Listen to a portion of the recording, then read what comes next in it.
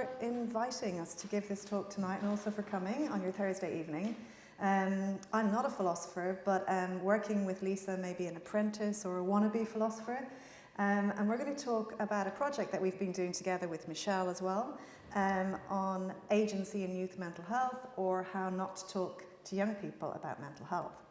So this was a project that was an interdisciplinary project that was jointly funded by many of these funding bodies down here, so UKRI, and it was called, the original project was called Agency in Mental Health. So just a little bit about us, but Edward has already introduced us very nicely. So my background is in psychology, but I work on microanalyzing communication, particularly in the context of mental health. Lisa is a well-known philosopher in psychiatry, and Michele is a young person who became involved in the project from the perspective of an interest in agency and mental health. So we're going to start off with what we mean by agency, which is a person's capacity to intervene in the surrounding physical and social environment in order to pursue their goals and interests. And the reason we were particularly interested in this concept in the context of youth mental health is because most mental health difficulties emerge before the age of 25 and can particularly affect the developing sense of agency. So this is the time really when young people are developing their sense of agency and social identity. So agency, as it interacts with mental health, may be particularly vulnerable at this point. So when young people seek help from mental health professionals, these encounters may affect their sense of self and can undermine or increase their sense of agency. So what we're going to talk about is communication in video recorded interactions, so real video recordings from mental health care settings between young people presenting to accident and emergency or emergency departments in the UK and mental health practitioners who see them in emergency settings. So we're going to describe communication that adopts a gentle stance towards the young person, which includes, first of all, validating the young person's experiences. Secondly, legitimizing their choice to seek help. Thirdly, refraining from objectifying the young person.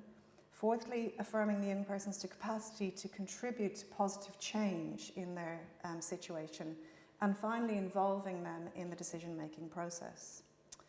So we will, this is our kind of plan to talk about kind of three particular examples of how agency may or may not be promoted in these kinds of interactions.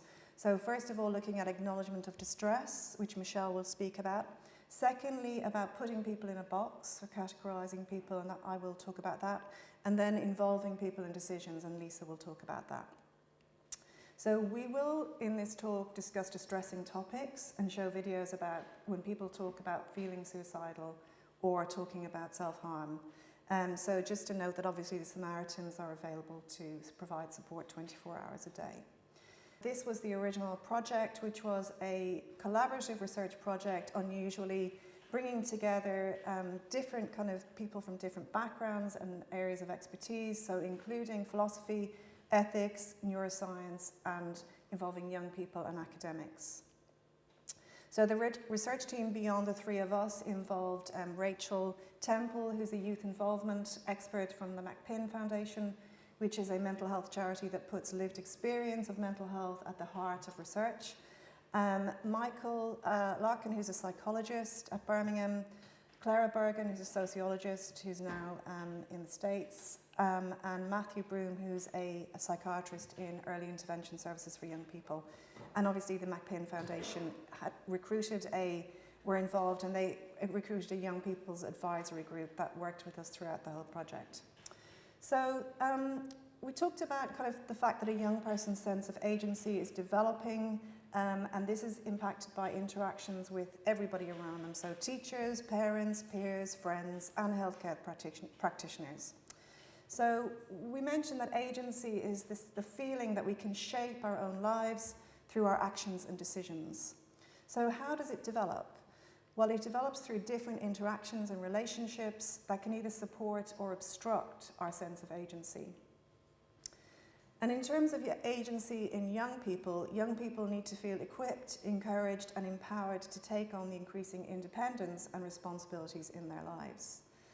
So when we talk about agency, when young people come into contact with healthcare professionals and mental health care professionals in particular, young people put their trust in professionals when they're at their most vulnerable. So we're talking about young people who present to accident and emergency departments in a crisis, either thinking of or maybe having already attempted to harm themselves. And we use the NICE definition of self-harm, which is any act of self-injury or self-harm, regardless of the motivation behind the act. So it includes anything like from cutting to headbanging to taking an overdose to any suicide attempts. So it's a very wide range. So in this context then, when you're putting at your most vulnerable and you're putting trust in somebody, practitioners need to be mindful of how their words and actions can support or obstruct a young person's sense of agency. So our goals really were to learn about what helps young people feel like active agents in their care. And also the young people that we worked with were very keen for us to be working on kind of, well, how is this going to help and change things for the better? So identify solutions to improve care for young people. So as I said, our approach was to bring together young people with lived experience of these issues, healthcare practitioners in nursing, psychology, psychiatry, and the academics in philosophy, communication, neuroscience, and psychology. And what we did was we analysed these video recordings of mental health encounters together, bringing together all our different perspectives and expertise. So we looked at kind of these aspects of agency down the left side, and then how we might think about an agental stance. So first of all, an agent is a subject of experience and their perspective matters. So on the kind of agental stance in terms of promoting agency, we are looking at validating those perspectives and those experiences. And we'll have a look at that in the videos that we'll show. Secondly, an agent can take action to change their situation by seeking help. So what we would like to see in terms of promoting agency here is legitimizing help seeking, and sometimes that does not happen, partly because the services are so kind of overwhelmed and overstretched, so there's certainly a capacity issue in the services. Thirdly, an agent may have multiple and conflicting needs and interests. So on the kind of agental stance in terms of promoting agency here, we're looking at refraining from objectifying somebody or categorizing them on the basis of one aspect of what they are presenting with or what they're describing. Fourthly, with adequate support, an agent can contribute to positive change. So what we want to be seeing then in terms of promoting agency is affirming the capacity to contribute to change. And we'll look at how that happens in interactions. And finally, with adequate support, and this is an interesting one, an agent can participate in decision making. So we're looking at whether or not people are actually involved in the decisions around their mental health. So here we're going to talk about how we're bringing together the different disciplines. So we're talking about agency, so where an agent is a subject of experience and their perspective matters. That's the fundamental basis from which we're starting. And then we talked about the agental stance, where what we would want to be seeing in terms of affirming that is validating experiences. And then we want to look at how this actually takes place in interaction. So we're using a method from sociology which is called conversation analysis, which looks at microanalyzing how all this plays out in interaction. And interaction has been described as the primordial site of intersubjectivity. It's where we all come together, make sense of our experiences together, negotiate shared understanding, and that shapes our own understandings of ourselves and what's going on with us. And particularly if our mental health if we are vulnerable in terms of our mental health. So what the background to this really is that there are essentially conversation and interaction is highly organized, and that provides for the routine display of how we understand each other in interaction. So we'll just have a look at that in the videos and the interaction. So we'll talk a little bit as well about epistemics in interaction. And this is where the interaction and the philosophy in a way come together. So we'll take from the interactional point of view, epistemics is concerned with how knowledge is claimed, contested, and negotiated. So how your perspective, how your experience, how your knowledge about yourself and what's going on, how it's understood, how it's claimed, whether it's contested, and then how it's jointly constructed and negotiated. And there is a principle in interaction, which is that the thoughts, feelings, experiences, and expectations of persons are generally treated as theirs to know and describe. Unless we're talking about, for example, classroom situations or children where somebody is quite clearly an expert and they're in a learning environment. So what we see in interaction is that people, we, continually mark our level of knowledge about a topic relative to each other. So for example, if I ask you how you're feeling, I'm not assuming that I know how you feel. So that marks a lower level of knowledge on the topic that I have relative to who I'm asking. So there's various people who have written extensively on this from a communication point of view, so some of the references down below. So this method, as I mentioned, is called conversation analysis. It was developed in sociology, and the whole principle behind it is that communication is systematic, it's not random. So there are, if you like, rules of conversation. So from that we can see how agency is negotiated and whether the rules of conversation are being followed or not, and what are the consequences of communicating in one way versus another. So we transcribe and microanalyze video recorded interactions, so real interactions, they're not kind of role plays or scenarios. And we look at verbal interaction, but also non-verbal interaction, and it's all combined. And we all do this every day because we're all interpreting each other and how we interact with each other all the time. So it's just formalizing in a way this. So in terms of kind of people seeking healthcare, interactions with healthcare practitioners can shape their perception of whether they need and deserve medical attention. So this is the kind of concept of candidacy. So, and this is a big issue, particularly when kind of NHS services, certainly in the UK, are very overwhelmed. And whether or not a person's kind of decision to seek help is legitimised really affects their perception of what's going on with them and whether or not they deserve help and attention. And people do describe a fear of being seen as faking it or just wanting attention as a major barrier to seeking mental health care, particularly obviously because of the stigma that has surrounded mental health issues. So just to describe a little bit about the videos that we're going to show you now. So as I said, these are young people who are feeling suicidal or were presenting after an act of self-harm. And as I said, we use the NICE definition because there has been historically a distinction between deliberate self-harm and non-deliberate self-harm. But here we're looking at any act of self-poisoning or self-injury, irrespective of the apparent purpose of the act. And the assessments that we're looking at are called psychosocial assessments in emergency departments, and they're mostly conducted by mental health nurses or doctors. And as I said, we're looking at microanalyzing these recordings. So I think I'm going to hand over to Michele now.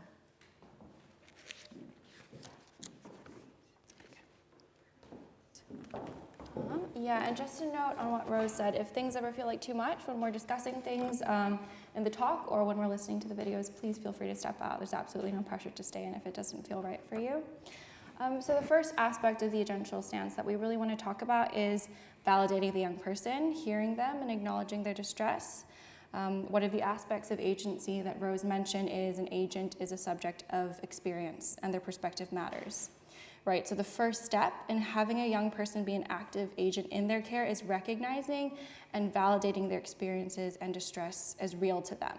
So you might wonder, how do we actually do this? I think one of the ways we can do this is just accepting the distress that the young person is presenting with as a real experience for them, rather than downplaying it or dismissing it or just trying to minimize it. And unfortunately, some healthcare professionals do fall into this at times.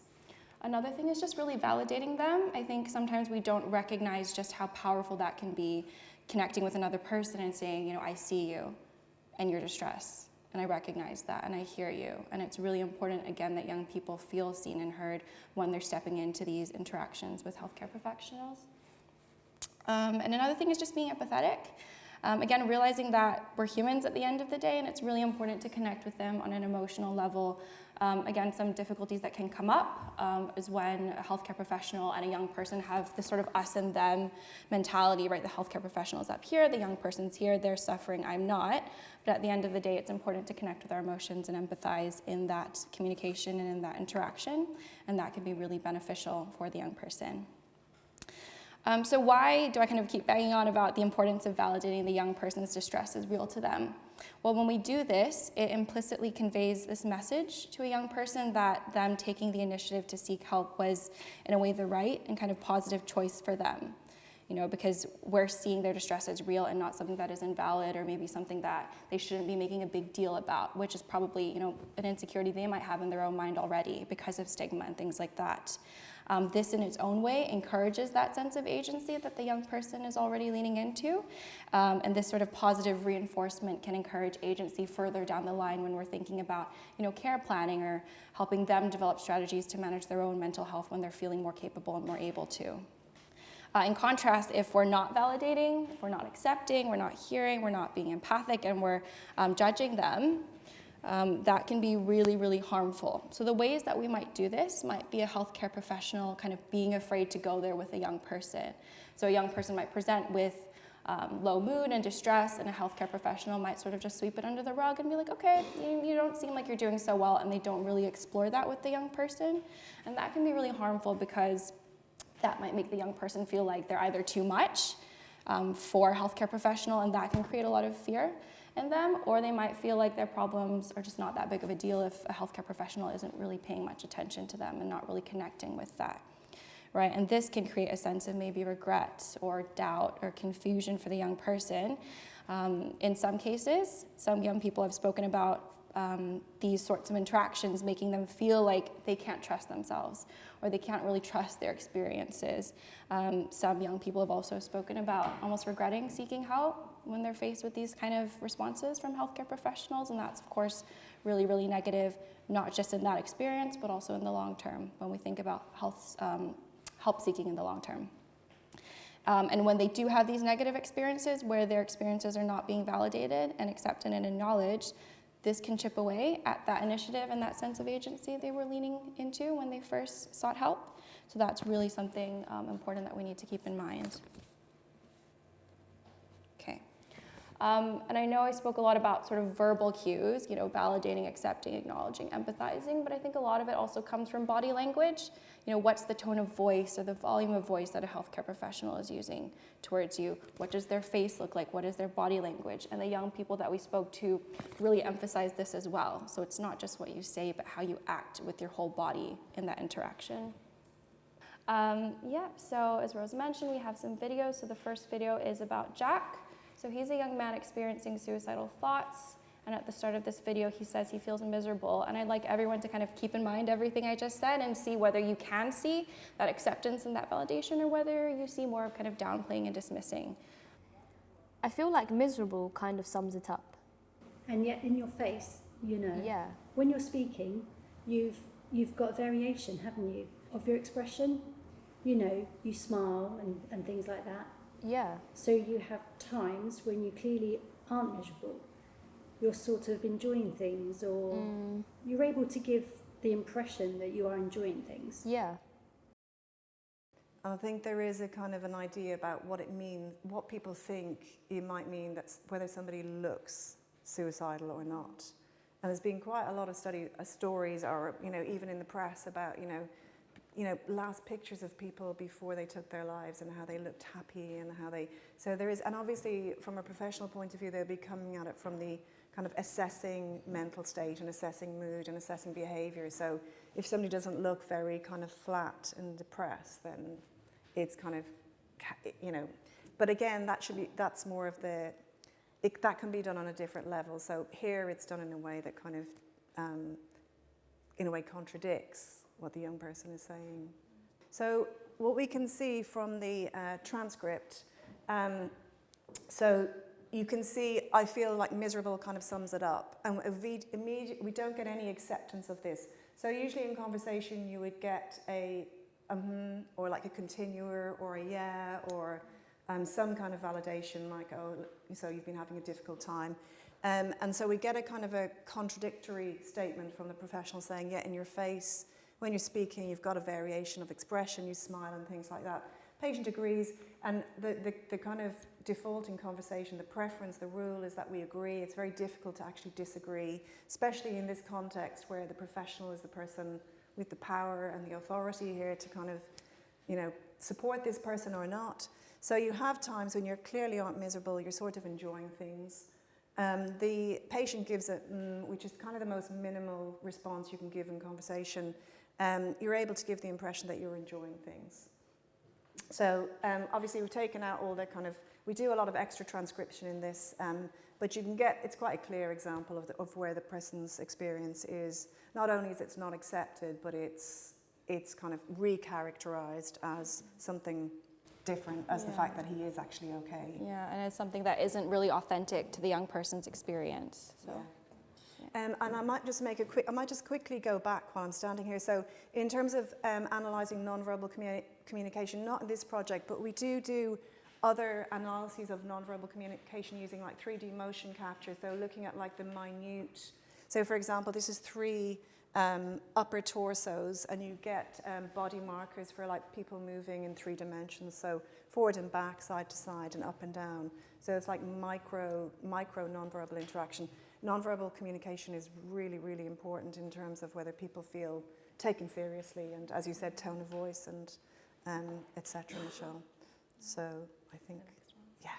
Well, yeah, so the next video is about Sarah. So she's a young woman presenting after a suicide attempt, and in this video she has just described having rapid shifts in mood, again keeping the same sort of points in mind, and just paying attention to what's said, and in the body language, if you can sort of depict it. It goes like this. My mood swings between distress and apathy. You said it's kind of something or nothing, but is it because you can't find the words to find, or is it because there's literally no explanation, that you just feel so different once? Yeah? Yeah. Yeah. It'll just come over me like, I'll admit it sometimes, I'll just find myself changing and then I'll be down again. Yeah. And I don't know why. It sounds like it's quite exhausting, because it must sound like you almost don't know where you are from day to day, but even then. I'm fighting like every day, myself. Yeah. I'm so tired. That young person's really struggling, and you spoke about interest, right? The healthcare professional really does seem interested. They're curious. They're really wanting to understand what the young person is going through, and that in itself, again, can support and foster agency, because the young person gets this message that, oh yeah, what I'm experiencing is real. It's valid. People want to hear about it.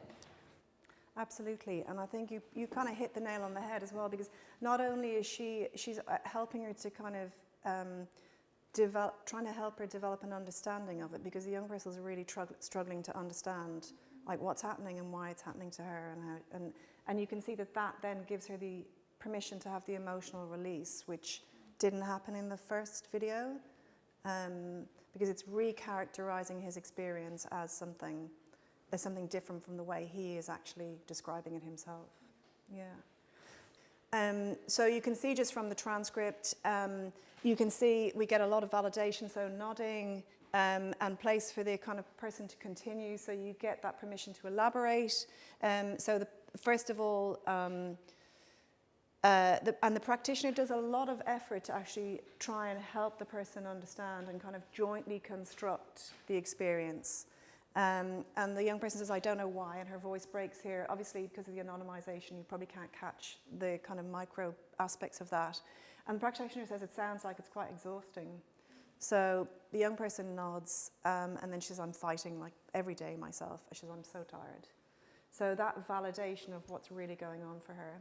Yeah, and we've briefly touched on this already, but I'm just giving you sort of top tips on how to acknowledge and validate distress. Again, we spoke about just recognizing I can see you're struggling can make all the difference. Some of these young people haven't had anyone in their lives recognize that struggle. Maybe they haven't been able to bring it up to anybody, so it's important to recognize and validate that. These are also some quotes that we have from the young people we worked with. I think some healthcare professionals, again, might be wary of kind of going there with the young person in terms of acknowledging the distress and exploring their emotions, because they might have to turn them away from services. But again, even acknowledging that distress in that very short interaction can still be really powerful. Of course, don't downplay or contest what the young person is feeling. That kind of goes without saying, but again, this doesn't always happen. And the nonverbals coming in, really using your body position, your tone of voice, how you orient yourself to the young person to show that you actually care about their experiences and what they have to say, and see them as a valid agent in their lives, really. And of course, just because a young person looks okay doesn't mean that they're feeling okay. The surface isn't everything, and I think young people have this ability to sort of mask what's going on the inside, but that doesn't mean things are fine, and it doesn't mean we should kind of take things at surface level. Okay, yeah, so this is just a quote from one of the young people that we worked with. You're really distressed, you're in a lot of pain. I think that kind of acknowledgement alone can be really, really powerful for someone who feels like they're completely alone, isolated, and they don't feel like they even have control over their own mind. Yeah. So the next area that we were focusing on is kind of objectifying somebody or putting them in a box, categorizing them. So am I being treated as a problem to be fixed, a collection of signs or symptoms, or a category or a type of patient, or as a whole person? So this is again a quote, so when you're a young person, your identity is so malleable, it's very easy for a label to become enmeshed with your sense of identity. Particularly young people who are trying to struggle to make sense of, and they may not have other people that they can have these kinds of conversations with. So this this is the same person that you've just seen, Jack, who's experiencing suicidal thoughts. So in here the practitioner is kind of characterizing Jack as not suicidal. What kind of plans would you have had this evening? I'd got a few events on. Because I'm part of rugby, skiing and tennis, and they all had different events on tonight that I could have gone to. I see. So we could safely say you're not going to end your life. Do something that would have... What, tonight? Yeah. I wouldn't have ended it tonight, no. You wouldn't have? Okay, so maybe there was a bit of a miscommunication because they brought you here because they were saying that you were suicidal and... No, I am, but You are? I feel I can, I haven't done it yet. Okay, so this is a university student who is being in a way kind of characterized as somebody because he's still kind of engaging in activities, and we had the same person obviously who was being characterized as not really being miserable. So here again it is around about the context, because in the emergency department they're kind of dealing with crises. So if it's not imminent, then they can be discharged, and it'll be somebody else will pick it up, either the university mental health team or the community mental health team. But in a way, there's actually a governance gap between A&E and then when people get picked up outside of A&E. So there is a very kind of vulnerable period actually when people leave A&E. And also, obviously, males are more likely to take their life, to be successful in taking their life than females, although females are more likely to try. Males are more likely to be successful.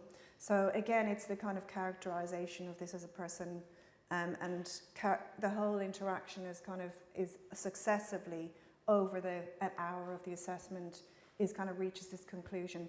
I mean, also we look at things like question design around the way in which the question is designed. So we could safely say you're not going to end your life. So that's a question that's clearly inviting a yes, a confirmation. So the way in which the question is asked, and the person who asks questions in an interaction is the person with the power. So the way in which the questions are asked drives the agenda, so the topical agenda, and also the kind of what's going to happen, what's going to be the outcome of that interaction. There is a huge pressure on staff in A&E to get people in. They've got targets. They've got to get people out from 4 hours between the time they come into the main kind of triage. So there's a huge pressure on professionals, but there's also I think there's a lot of these professionals go into it and really from their perspective, and their motivation is to care for people, but this is over time, and because of the system and the context, this is the kind of thing that can happen. And I mean, as Michelle was saying, what the young people were saying was that they really appreciate, and we probably all really appreciate honesty, that even if, the professionals feel they can't provide the service or the response that maybe might be indicated, it's much better to validate that and say, we hear that you're struggling and you're in distress, and it might be difficult. But what happens is that because of the kind of the capacity, if you like, the experience gets recharacterized as not needing an urgent response because of the setting. So this is a contrast. So this is more of kind of seeing the whole person. So this is another young man, again presenting after a suicide attempt. So the practitioner treats his suicidal ideation as complex and grounded in many parts of his life. So let's take a look at this one. This is a recreation, so because of the consent issues. I think, from what you've said, that you've been struck by a gnat. A gnat is a negative automatic thought. And what's happened is, since you've left the army, which is something you succeeded to get in the army, you come out the army, but you're in a small town, nothing much is going on. You can't go back, you're not going to the gym, your physical exercise is going down, yeah? It's hard for you to get a job, you struggle with your mum because she doesn't understand the situation. Yeah. Yeah? So what happens is, you get this build-up of negative thoughts in your mind. Yeah. Negative thoughts, all of a sudden what will happen is, what the heck? I'm opening up the medicine cabinet. Yeah, so kind of summarizing and kind of, I think in psychology it's called formulating. So it's kind of going, it's not just kind of listening and accepting, it's going the extra step, which is actually helping the person make sense of what's happened. Because for a lot of people, this is something that, it's really hard to understand. So, and you can see, often you can see in even like how equal the contributions are. Because if you see one person talking lots and lots and lots and one person not talking at all, that's not usually a good sign. So it's so this one is really kind of equally balanced, but really bringing in everything that the young man has. Sorry, there is a woman playing the reenactment, but what the young man has brought in about his experience with the army, he had to leave the army, about his mum, about where he lives, about not being able to go to the gym, and how all this kind of contributes to where he ended up. So that it's really kind of understandable. So this young man said, I had no one to talk to, I had nothing. And then I spoke to him and the team and they understood. They actually listened and understood what I was on about. He basically explained why I did it, why I attempted suicide, and I didn't know until he told me. So, and when the interviewer asked what was the most helpful part of the assessment, he said, the most helpful, that they understood me. That's never happened in my life. No one's actually understood me. And so then what we found then was that when people had positive experiences, they would be much more likely to seek out and get help in the next time they were in crisis. So the interview says, what would you do if you had these thoughts or this happened again? He said, I'd talk to someone first. I wouldn't do it. I'd talk to somebody. So in terms of kind of putting people in a box, so what's important is acknowledging that the person is an individual and that their story matters. The story is really important. That you fully explore my concerns, our family, school, before labelling me. That you explain that the label, if there is one, is just one part of a bigger picture. And also, for many people, a well-founded diagnosis can be validating, but premature labels can cause lasting damage, particularly as well when they're sent on letters and they're like sent to other healthcare professionals or GPs. That causes a lot of distress to people if they don't agree with the premature label that might have been put on them. So this is another quote, so life is hard, and instead of them dealing with it in a more holistic way, they've been put into this box. It's like a simple explanation for something that has many complexities. So understanding the person as a whole person is really important. I'm going to hand over to Lisa now about decisions. Okay, so when we're thinking about agency and agents, maybe the first thing that comes to mind is really the capacity that agents have to shape their lives in a certain way, to make decisions that change the course of events, which Rose already talked about at the beginning. So a sign of agency is a sign of recognizing that the other person is an agent, is including them in the process of making decisions, especially when those decisions concern the person in front of you. How this actually happens in the encounter is something that we can look at.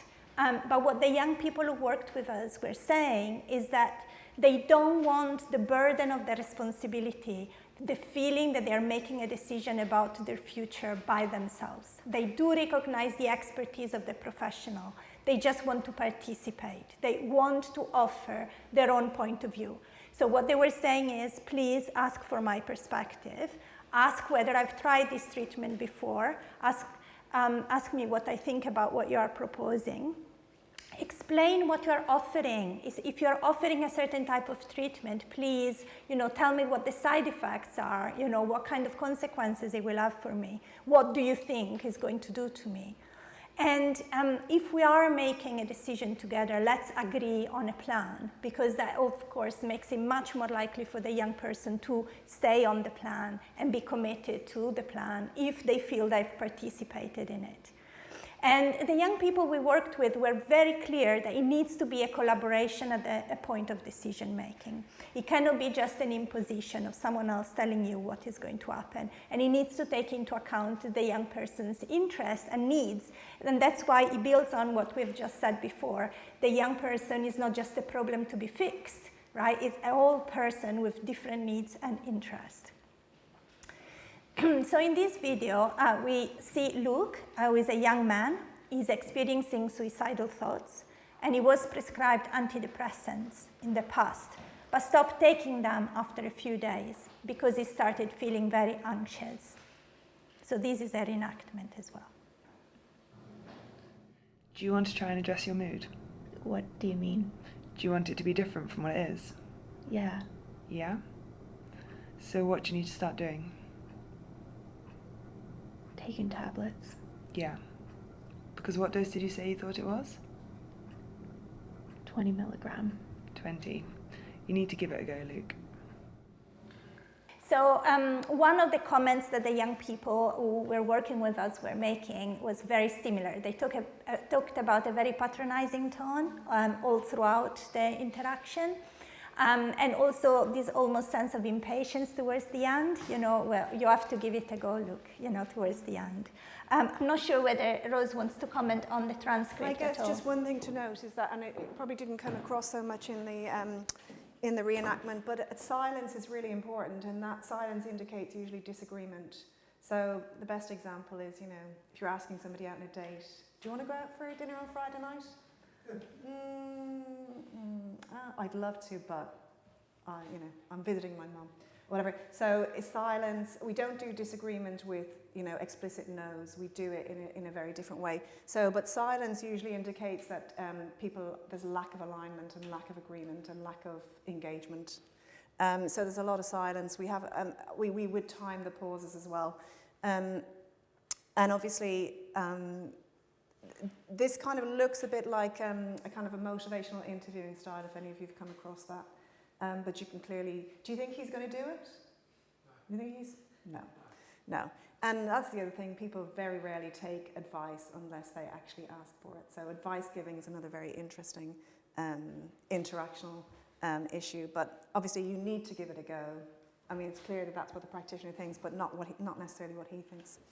Yeah, and the key thing to notice is that during this interaction, there was no attempt by the practitioner to try and find out why he hadn't taken the tablets, because he did have reasons for it, which we discovered at the post-encounter interview when he talked about his anxiety. But those reasons were not available to the practitioner because she didn't ask the question.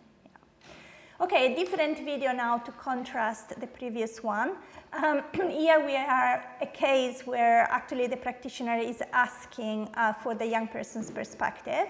Sam is a young man presenting after a suicide attempt, and his mother recently passed away, which really affected him. And in this video, the practitioner asks for Sam's perspective on a potential way forward grief counselling. On the subject of your mum, have you ever had any counselling, any grief counselling or around loss of a family member? No. No.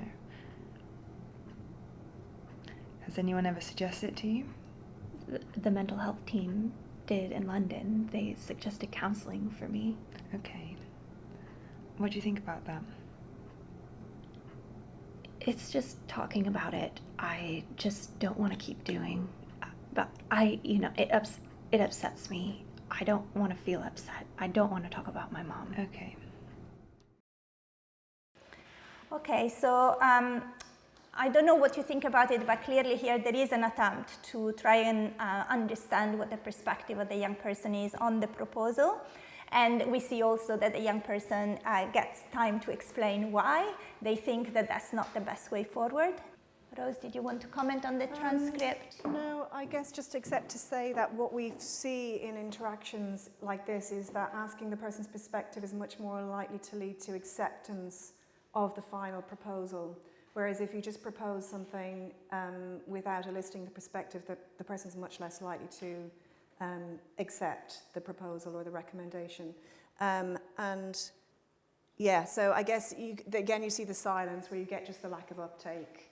And we have huge kind of problems in mental health services with people not attending appointments or not engaging in therapy. And you can see in a way why this happens, because often, as you said, it's not explained what's on offer.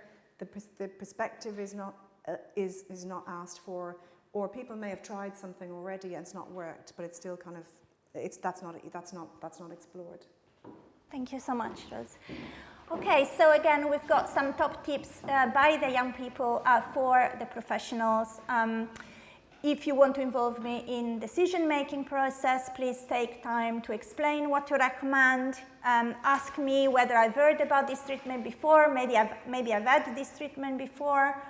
Ask me whether you have any concerns about it. Don't really make up your mind about the treatment before asking for my perspective. Again, here the young person doesn't want to make the decision, they just want to be involved in the decision. Don't ask me what type of treatment I need. I prefer to explore and discuss this together. So that's the opposite problem, to put all the burden of the decision and responsibility of the decision on the young person's shoulders, and of course they don't want that. Also, be transparent about potential problems. This also really helps with people complying with medication or actually attending appointments, as Rose was saying. So this is just to summarize what we have been telling you so far, that there is this sense that we need to recognize that the person in front of us is an agent, and we need to support their agency. And we can do it in several ways. We have seen concrete examples of that, so I won't be repeating it. But one point I want to make, which is a point that the young people who worked with us kept saying, is this is really kind of from the bottom up. So if you can give us anything, give us validation. That's already a lot. That's already something we don't normally get. Then of course, once we've got validation, you can give us everything else. But if you don't listen to our experiences, there is no way that you can legitimize our concerns. There is no way that you can see us as a whole person rather than just a problem. There is no way you can involve us in decision making. So that's why we have represented it as a ladder. Sorry. The last point I want to make before I let Rose come back and conclude is that a lot of these issues that we've been representing here and discussing here have been talked about by philosophers under the umbrella term of epistemic injustice. And I just wanted to tell you what epistemic injustice is, because I think it is actually a very helpful notion to try and understand some of these issues.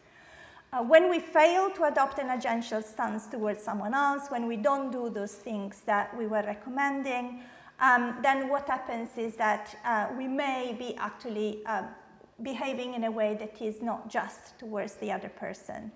And that's because when we prevent someone from sharing their knowledge and participate in decision making just because of some negative stereotypes or assumption that we have about the identity of that person or the mental health status of that person, what we're doing is actually preventing them from exercising their agency. And in order to give you a concrete illustration of what epistemic injustice may look like, I'm going to use a very brief animated video, so bear with me.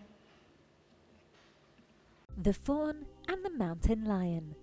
When is dismissing another's report an act of injustice?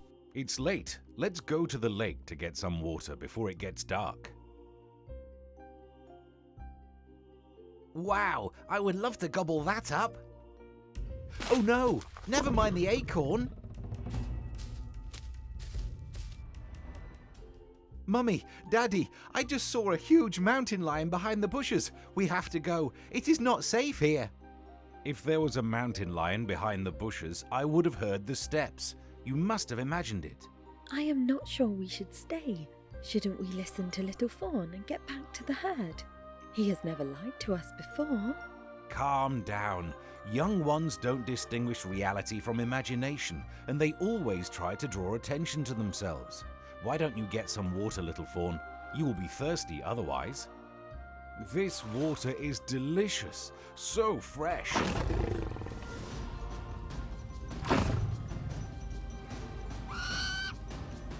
Are you okay? We sometimes dismiss a report when we don't trust the speaker due to some negative stereotype. But in dismissing what the speaker has to say, we pay a high price. We reject information that can be valuable to us. You are right, wise owl. In our herd, females and fawns are never listened to, but little fawn recognizes a mountain lion when he sees one. To dismiss him is not just risky, it is an injustice. He should not be silenced when he has something to say.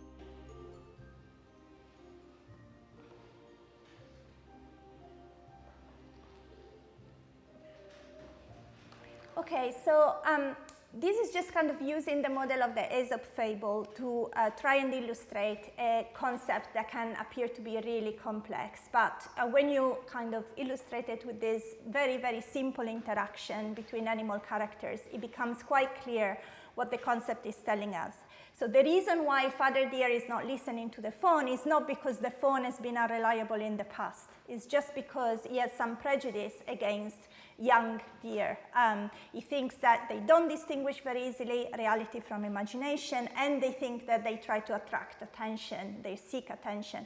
And if you think about it, those are stereotypes that apply to young people who struggle with their mental health. Very often, when, for instance, they hear voices or they have unusual beliefs, people think that because in some situations their view of reality is different from other people's view of reality, then they cannot be trusted in any situation, right? So you go from the local issue to a global issue where you discount what they have to say by default. And again, this idea that sometimes people just want to fake it or say that they feel miserable when they don't feel miserable is also something that is often attributed to young people because they just want to attract attention, or they just want to draw attention to themselves. What I think is important, so the message I want you to get away with after the video is this. This kind of behavior, failing to adopt the agential stance, harms the vulnerable people the most because they're not listened to and they don't get a chance to contribute to the interaction, they don't get to participate in the decision-making process. But it is also something that has bad consequences for the powerful party in the relationship. So what happens in the interaction is that by not asking the right questions, by not letting the young person talk about their experiences, the practitioner lacks information that would actually be very precious for the practitioner to then determine exactly what is going on with the young person and what the best form of treatment or the best solution could be. I give it back to Rose now. I think I would add on to that as well is that actually what people tell us is that when they have these kinds of interactions that it actually makes their mental health worse. So that actually they can go away feeling in a worse situation than when they arrived to actually get help. So it's not just, which obviously is not a good idea, and some people go away and feel, they go there to kind of gain hope for the future, but they come away feeling actually more hopeless sometimes. So this is just a podcast that we did with the McCabe Foundation, and just to say thank you to our funders and obviously to the people and the practitioners who very generously agreed to be recorded, because it's not easy to have yourself kind of recorded when you're doing this kind of work. And just some publications from our team which are available, and some communication training resources as well from our team. So I think we'll finish up there. Thank you very much. We have some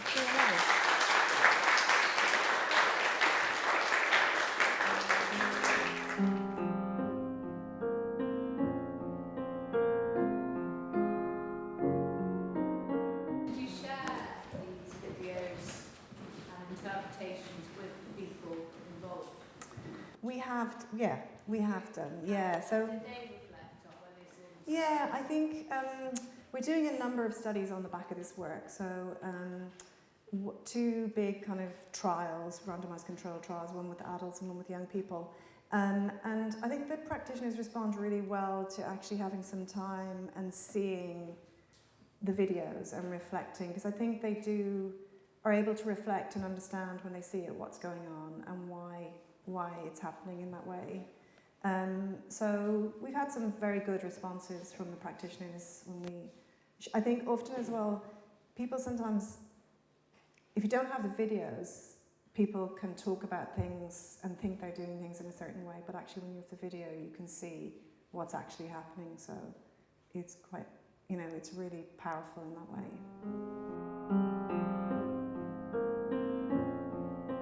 Yeah, it was just, it made me think on the last points that has been made about agency, and it made me think about cross-culturally, if agency within individualist and collectivist cultures, how that might work. For example, if you had, say, within a family and you were seeing a young person, and the young person didn't mind which gender they saw of a therapist, but the family would rather it was the same gender. And so the agency is, so just your thoughts on that. Yeah, and Lisa, you might, I don't know, Michelle might want to remark on this. I think it's definitely come up even in getting young people consented into research studies where the young person might want to take part, but maybe the family member doesn't, and so the agency, the agency is distributed, but it works, depends on who has the power in that particular relationship in terms of making the decision. And that is definitely coming up in our work with our studies, our intervention studies with young people. Lisa, do you want to comment? Just one quick point. It's actually via studies like this, which are interdisciplinary and very practical, because you see actual interactions, that you realize that the notion of agency that sometimes philosophers have, where you can basically do whatever you like as long as you've got rational powers of deliberation and the means to do things as you want, it's too idealized. Nobody is an agent in that way. Nobody can do anything that you want, right? We have constraints, and these constraints are sometimes our physical environment. There are things that we cannot do because they're not available to us, but also our social environment. And now sometimes, in order to be able to do something, other people have to enable us to do it. Sometimes it's the family, sometimes it's the school for young people, sometimes it's the healthcare practitioners. But your agency is never something that depends exclusively on you. And that's why it's important to protect your agency, but also protect the agency of the people that you interact with, to give them the space as much as you can to do the things that they feel are good for them. And it does come up as well in treatment offers, where it might be something that, even for example, even contact with mental health services, where some families don't want that, but the young person might want it, and how that decision then is reached. So as the social situatedness of it is really important. You talk about governance gap from the A&E to then obviously wherever the practitioner, the agency goes. Will your research be able to reflect on that to the agencies and see if that gap can be somehow managed? We have done some work looking at using video recordings of interactions plus interviews with people and families after people have attended A&E, and then entries in the medical records. So we have published something on that, looking at where this can be really problematic and the adverse outcomes for people.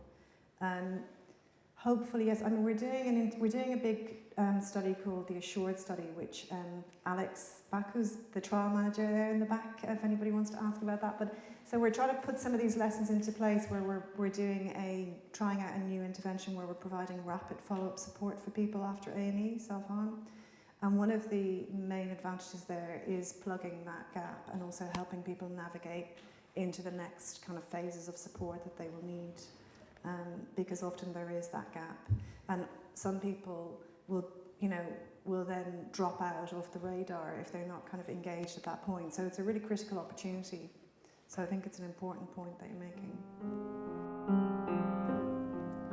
Can you explain how, in the second example, the practitioner's explanation is not a case of objectification? Good question. So I think the second example, what it does is it kind of considers the young man and his whole life and the things that have happened in his life and how they've led to this.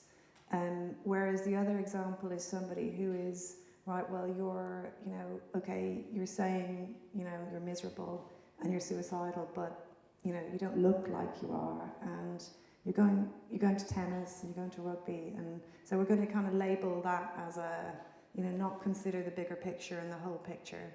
So it's slightly simplified in that version, but I think often people feel like there's a label put on them which doesn't take into account the complexities of their life and their story, and it doesn't help them make sense of what's happening. I don't know, Lisa, if you want to add anything to that. Maybe the only thing is for the practitioner to be able to summarize the person's experiences in life. It means that the practitioner took the time to ask the young person what had happened to them, which we didn't see in the other interactions. So of course we see just a snippet of the whole interaction, right? So we have to infer, what's happening in the other parts. But instead of thinking, oh, you are a person with depression, take this medication, and where you're just a person with a diagnostic label which leads straight away to a potential solution, you are a person who has had a lot of difficulties in their lives and is trying to cope as best as they can. And so it's more individualized and more specific to that individual, as opposed to just a label that applies to all the people who feel depressed in that particular way. Yeah, I think another extension of it would be the example of the young man who is obviously not going to take the antidepressants. So it was, right, you were depressed, you're not taking your antidepressants. So it's very simplistic, reductionistic, saying this is a label we're going to put on, you're depressed, you need to take your antidepressants, you're not taking them, that's the solution, you can go away. But that's why, as Lisa was saying, like the questions that are asked are so important, and whether the questions open up so that the person can tell what they feel is important versus where the questions are closed down and kind of towards like a different agenda.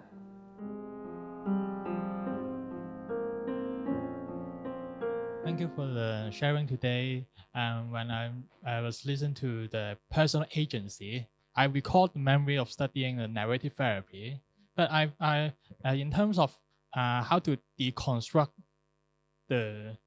how to deconstruct the ideologies carried by those therapists with the power relationship.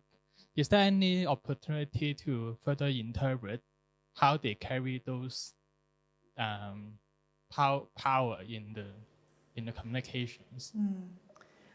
Well, yeah, so narrative therapy is really interesting, and part of the learning from this work as part of our big short study is a narrative interview at the beginning of the assessment, so where people actually get the chance to tell their story.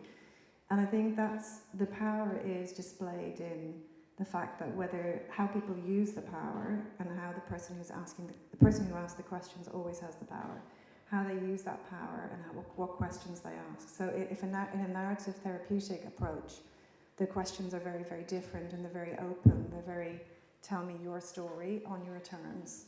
They're not kind of, I want to hear your story on my terms. So they're very different styles of interaction. And what people say is the most important aspect of kind of mental health treatment is actually being able to tell their story and feel understood. Thank you. I had a question. So I was wondering, how can we navigate wanting to empower young people, especially minors, accessing psychiatric care when tangibly they have very restricted opportunities for legal agencies. So in terms of rights, they don't have as many rights as adult patients, and there's more instances of minors being forced into treatments because their parents agreed to it. How do you think we can? Because their parents are? Because their parents agreed to it, or because the decision wasn't made for them, essentially. and Michelle may have something to say about this. I think again it's that sense of kind of collective agency and how the important role that the practitioner needs to have in facilitating a more equitable and collaborative discussion around that, and kind of really eliciting the young person's perspective on it. So it's not just a parent's decision. Because also we know that it's got much more pragmatically, it's much more likely to be effective if the young person believes in it and understands it. But Michelle, you may have something to add. Yeah, no, I think that can be quite tricky when we think about things like sectioning and things like that. So that involves kind of parents, but also the law.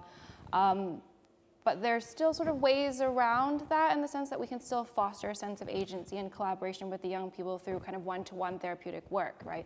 When we're speaking with the young person and we're making sense of their difficulties, we can still formulate together with them. So saying like, oh, so it sounds like this and this has been going on in your life, and maybe that's why this led to this problem that you're presenting with. How does that sound to you? Work with me to create this understanding in your story, right? And even when it comes to therapy with a young person who might be against section, so they're basically involuntary patients in hospital, they can decline therapy. They can say they don't want to be part of it. And so we invite them to come in. We're not forcing them in the therapy room with us. If they don't want to be part of it, they don't have to be part of it in a way. So we still try preserve as much agency as we can. And again, when it comes to care planning, so I do work in a hospital with young people who are sectioned, some of them. We still try to integrate them into their care planning. We keep them updated with what we're doing. We kind of explain our rationale to them. So this is why we're doing this. It's coming from this approach. It's to help you with this, right? And even though they're in a position where they may not have signed up to receive that care in the first place, at every step we still try check in with them to get as much of their input as possible in what is a slightly restricted environment. So still preserving agency wherever we can and being creative with that. I think what's quite important as well is, like, obviously it needs time as well. Although, I mean, trust, if a young person trusts somebody, they're much more likely to accept something that they may not necessarily have initially been in agreement with. Or so if there's a trust that's been developed and a rapport, then they're more likely to get on board with something that they don't necessarily agree with. So yeah, I guess it's the kind of interactional aspect of that as well. Thank you. Just on trust, so I'm just wondering to what extent you picture the rights and wrongs of interaction with young people in an instrumental way. So if the clinician has in her head, what you really need is to take these pills, or what you really need is grief counseling, are you giving the top tips to getting an outcome? Or do you think that even if you don't get to that outcome, building trust and having a certain kind of interaction in which the young person is given agency is therapeutic in its own right? I mean, to what extent can you deviate from the clinician's script and still achieve something valuable if you follow your top tip? Absolutely. So what people with mental health difficulties say is that being understood, feeling heard, and trusting somebody is the most important aspect of treatment. So independent of medication or, kind of a model of therapy, if you have different types of talking therapies or whatever. So independently of the outcome, like the instrumental outcome, definitely it's much more beneficial for the person who's seeking help to have that, even if they don't get on board with the what the profession thinks that they want.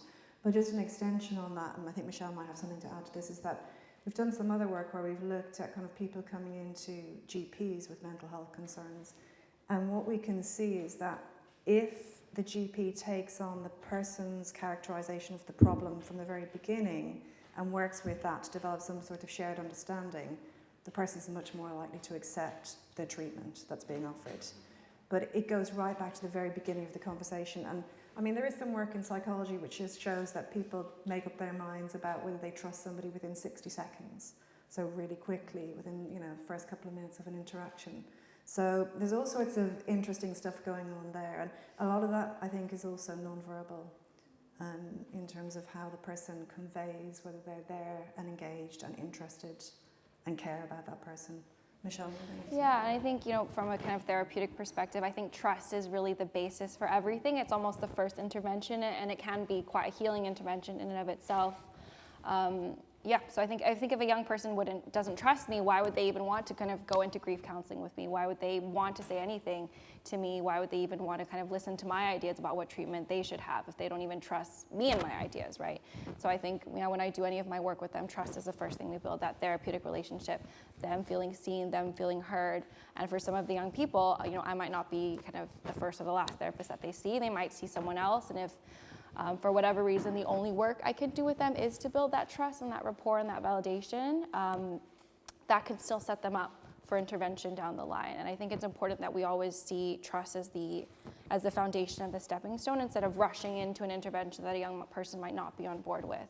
But that being said, obviously it's kind of quite tricky to balance. You might have kind of pressure from other healthcare professionals, pressures from services that want outcomes.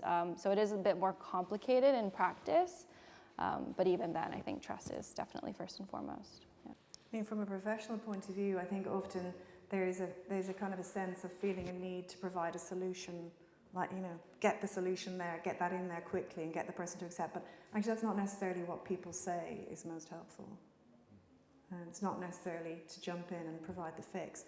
But also it goes back to Lisa's comments around, if you don't get valuable information, also people are then proposing solutions that are not fitting to the person's understanding of their difficulties. So that's a real issue.